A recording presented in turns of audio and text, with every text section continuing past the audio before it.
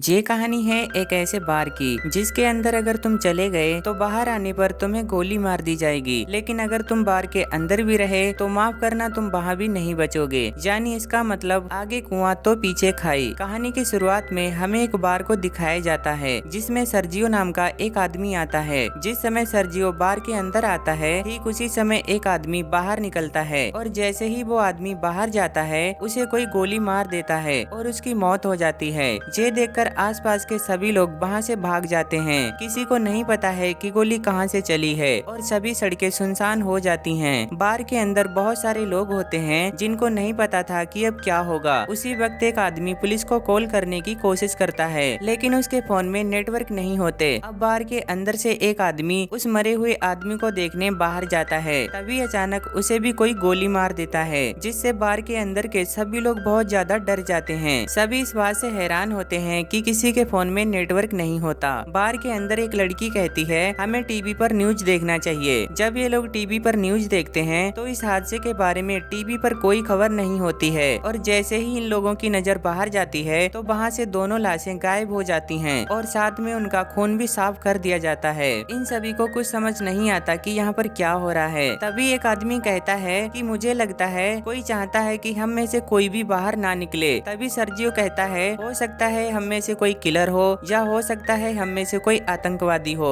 जिसके पास कोई भयानक सामान हो और पुलिस उसे पकड़कर मारना चाहती हो। ये सुनकर एक आदमी अपने पैर से अपने बैग को छुपा देता है लेकिन सर्जियो से देख लेता है और इसके बारे में सबको बताता है। अब उसके बैग को ले लिया जाता है और जब उसके बैग को खोला जाता है तो उसमें से कपड़े और एक हार्ड डिस्क निकलती है। तभी आदमी कहता है इसमें ऐसी कोई चीज नहीं है जिससे किसी को भी नुकसान हो, लेकिन कोई भी इसकी बात पर यकीन नहीं करता और एक लड़की उस हार्ड डिस्क को तोड़ देती है। आदमी को इस बात से बहुत दुख होता है। तभी आदमी देखता है कि सामने एक सूटकेस रखा है। वो सबसे पूछता है कि ये सूटकेस किसका है। तभी सर्जियो कहता है सूटकेस उसका है और इससे पहले वो सूटकेस उठाता तभी एक महिला सूटकेस उठा लेती है। सर्जियो सूटकेस खोलने को मना करता है लेकिन तभी एक आदमी उस सूटकेस को खोल देता है, लेकिन सूटकेस के अंदर महिलाओं के कपड़े निकलते हैं। इससे पहले कोई कुछ समझ पाता तभी इन्हें बाथरूम से एक आवाज सुनाई देती है। जब ये लोग बाथरूम का दरवाजा खोलने की कोशिश करते हैं तो दरवाजा अंदर से लॉक होता है। ये लोग किसी तरह दरवाजा खोलकर बाथरूम के अंदर जाते हैं तो देखते हैं वहाँ पर एक मोटा आदमी लेटा हुआ है।